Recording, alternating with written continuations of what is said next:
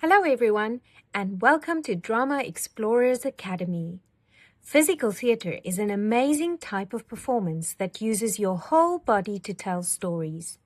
Instead of using lots of words like in regular plays, physical theatre performers use their movements, faces, and gestures to help audiences understand what's happening. There are 3 important rules for telling stories with your body.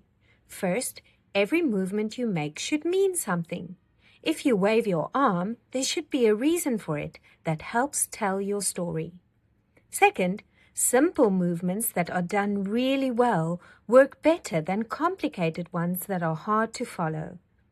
Third, your whole body needs to work together, from your face down to your toes, to tell the story clearly. Physical theatre performers use special tricks to tell their stories.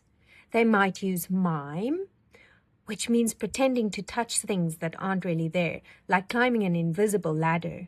They change how they walk and stand to become different characters, and they can even use their bodies to pretend to be objects like trees, walls, or animals. When you watch physical theatre, you become like a detective. Since the performers aren't talking, you have to watch carefully and figure out what the story means by looking at how they move. This makes watching physical theatre really exciting because you're part of solving the story puzzle. Physical theatre comes from many different types of performance that have been around for hundreds of years.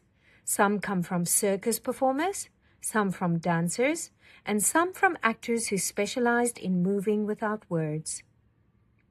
To become good at physical theatre, you need to practice controlling your body, understanding how to use space, and learning how to show characters and emotions through movement alone.